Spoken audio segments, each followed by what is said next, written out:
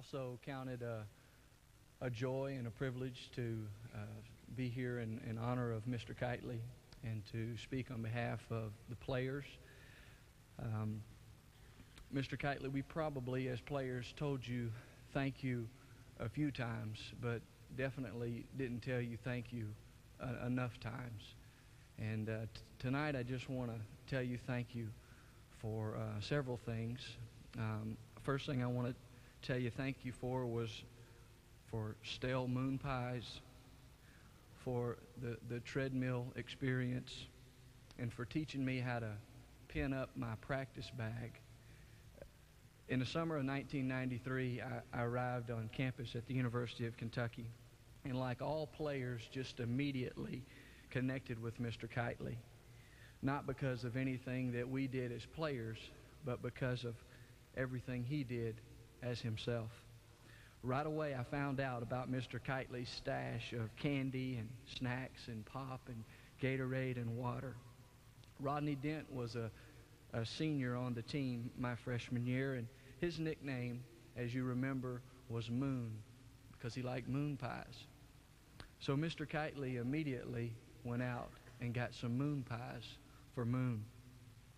By the time my senior year rolled around 4 years later, I decided that I would try some of those moon pies that Mr. Keightley had. And it became my senior year became a daily ritual for me to grab a moon pie and a drink before practice. As I would eat those moon pies, I noticed that my first bite of those the moon pie was just a little bit crumbly and would kind of crumble on my practice uniform. But I didn't know that was my first experience with moon pies, so I would eat those moon pies every day before practice. Later I found out that a moon pie is actually soft when you bite it the first time. And I think those were the same moon pies that he bought for Moon in 1993. So, Mr. Keightley, thank you for the stale moon pies. But more importantly,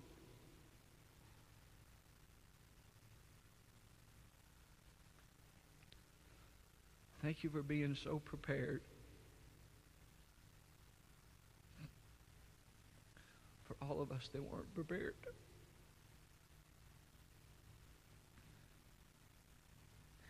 During our practices in the 90s with Coach Patino, one of Coach's favorite forms of discipline was sending us to the treadmill. And I was one of his favorites. Coach would send us to the treadmill when we would make some bad decisions, a turnover, or forget to block out, or forget to rotate on defense. And if you remember Memorial Coliseum's practice floor, there was a huge glass window, and the treadmill sat right inside of the glass window. Coach Brown, our strength coach, would be in there as Coach Patino would send players in there one after another. And I don't remember which player was on the treadmill that day, but Coach Brown happened to have both treadmills going that day, because sometimes Coach would go ahead and send two people to the treadmill. And as one of those players was running on the treadmill, Mr. Keightley decided that he would go and encourage that boy just like he encouraged all of us. But as you also remember, Mr. Keightley's hearing was kind of getting a little bit bad, and he didn't hear that second treadmill going on.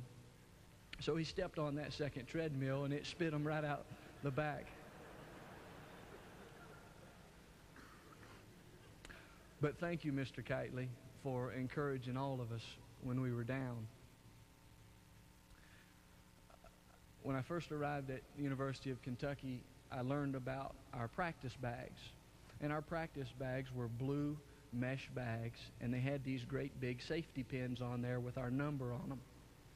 And Mr. Keightley taught me how to put my bag together and to stick my pin through my bag and close my pin so that my practice gear would not fall out in the wash.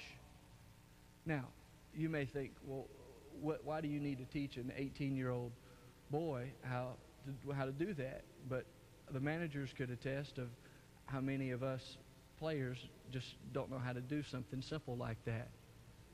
But Mr. Keightley taught us how to do the simple things. And he taught us that it's the simple things that eventually lead to championships. Mr. Keightley was titled the equipment manager. I think it's very appropriate. Mr. Keightley, you equipped us with socks and ball shoes and T-shirts and shorts and jock straps and tights and sweats and warm-ups and winter jackets, running shoes, practice uniforms, and game uniforms.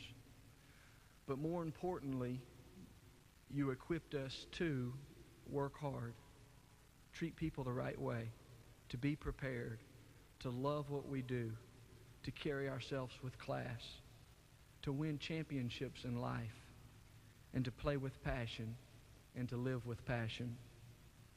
You know, the coaches at the University of Kentucky taught us some great lessons as well.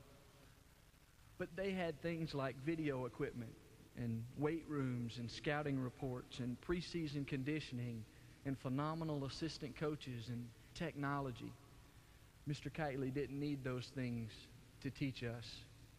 He taught us with his life. Before we came out here today, some of the media were asking us some questions. And they asked us, how do we honor Mr. Keightley? And it's a tough question. But I think we honor Mr. Keightley with our life, because Mr. Keightley taught us so many lessons with his life. He didn't need words to teach us lessons. He just had to speak your name. He just had to touch your arm. We saw his life of service. And to honor him, I think our challenge is to simply live a life as Mr. Keightley lived. Thank you.